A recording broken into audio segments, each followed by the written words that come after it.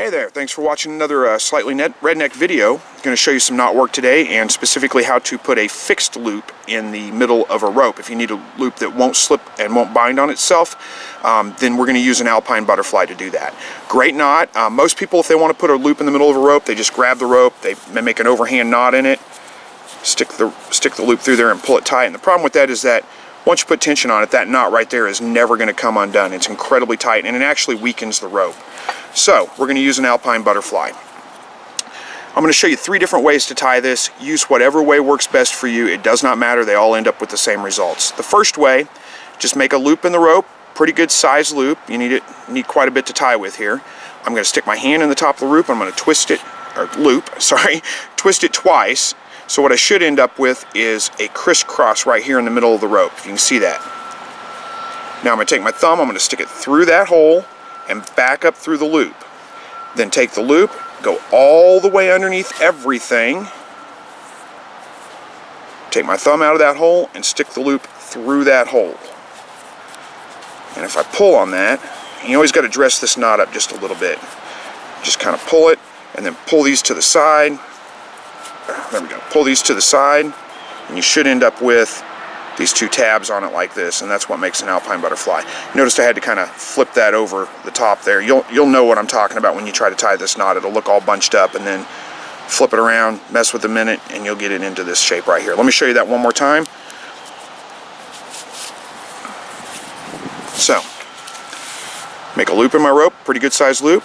Stick my hand in there. I'm going to twist twice. So I form that little cross right there in the middle. Stick my thumb through that hole, through the hole here. Make sure I keep these ropes underneath crossed. I'm going to go all the way down and around, all the way through that mess, and then stick it through that hole that I formed with my thumb. Pull down on it, pull it tight, pull it to the side, and usually, there we go, that's what you got. And these 2 tabs right here are what identifies it as an Alpine Butterfly. It's also how you untie the knot. You push these 2 to the side, like that, and then it starts to loosen up, and you can just pull it right apart. Very easy to untie. Even after you've had a lot of tension on it, you'll be able to untie it. Okay, let's show you another way. Here's another way to tie this knot. Lay the rope on your hand, with it going over the back side. I'm going to wrap it around once, and then twice. Now leave it loose. Try not to get it too tight. So you've got a rope going on the front, you've got 3 ropes across your hand, and a rope sitting on the back. Take the far left loop, or the far right loop, excuse me. I'm going to lay it over the top of everything. Then I'm going to take the far right loop again. I'm going to go across everything again and go underneath all of that. Grab that loop, pull your hand out, and tighten the knot down. And again, dress it up just a little bit. What did I do wrong here?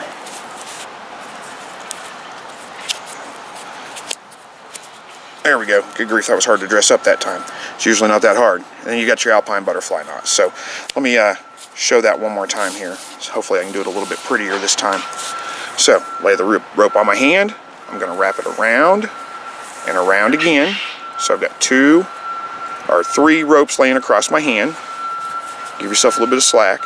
Take the right loop over the left, all the way over to the left-hand side. Take the right loop again, go all the way over to the left-hand side, whoops, and go underneath everything. Pull that loop through, dress your knot up just a little bit, pull it kind of tight, and then pull the sides of the rope, and flip that over. There we go. Pull the sides of your rope, and you've got your Alpine Butterfly knot. So, let's show you one more way to tie this knot.